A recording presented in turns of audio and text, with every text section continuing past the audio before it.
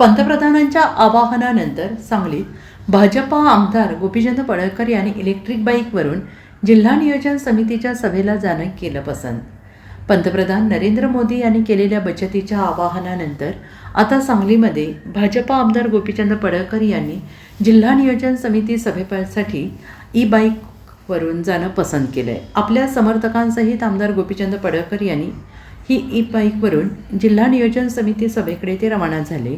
देशावर इंधन संकट येऊ शकते, त्यामुळे पंतप्रधान नरेंद्र मोदी यांनी जे आवाहन केलं आहे त्याचे सर्व देशवासियांनी राष्ट्रहित डोळ्यासमोर ठेवून पालन करावे, असे आवाहन आमदार गोपीचंद पडळकर यांनी केले. आणि याचबरोबर माझ्या जत मतदारसंघात असणाऱ्या ऑफिस आणि घरी जे कार्यकर्ते नागरिक मला भेटायला येतात त्यांनीसुद्धा इलेक्ट्रिक बाईकचा वापर करावा आणि जास्तीत जास्त इंधन बचतीबाबत सगळ्यांनी प्रयत्नशील राहावे, असे आवाहन पडळकर यांनी केलं आहे.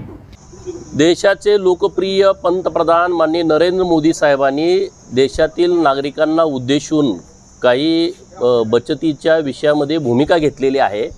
त्यामध्ये सर्वात महत्त्वाची की इंधन बचत करा, ई बाईकचा वापर करा, इथेनॉलचा वापर करा. आता माझ्याकडे 2 गाड्या मी कंटिन्यू वापरत होतो. त्यामध्ये मी निर्णय असा घेतला की मी एकच गाडी वापरणार, दुसरी गाडी वापरणार नाही. आज जिल्हा नियोजनची बैठक आहे आणि त्या बैठकीला मी आता ई बाईकवरून जिल्हाधिकारी कार्यालय सांगली इकडे निघालो आहे. लोकांनाही माझं आव्हान असं आहे की माझ्याकडं कामाच्या निमित्तानं ते आमच्या झरे गावी येतात किंवा जतच्या ऑफिसला येतात. माझ्या मतदारसंघातील लोक येतातच, परंतु बाहेरून पण खूप लोक माझ्याकडे येतात. त्यांना माझी विनंती आहे, त्यांचं कोणतंही काम असेल तर त्यांनी इकडं न येता त्यांनी आम्हाला जर मोबाईलवर मेसेज टाकला, त्या अधिकाऱ्यांचं नाव नंबर टाकला, तर आम्ही लगेच त्या अधिकाऱ्यांना फोन करून त्या लोकांना परत आम्ही निरोप माघारी कळवू की जेणेकरून त्यांचा वेळ पण वाचेल आणि इंधनाची पण बचत होईल.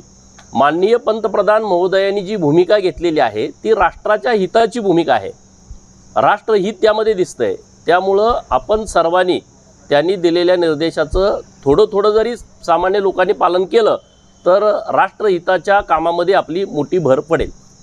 याच अनुषंगाने काही नाही, असं काही नाही. वेळोवेळी जेव्हा इथं अन्नाची परिस्थिती बिकट निर्माण झाली होती तेव्हा तत्कालीन पंतप्रधान माननीय शास्त्री साहेब यांनी आवाहन केलं होतं, 1 दिवस सोमवारी उपवास करा.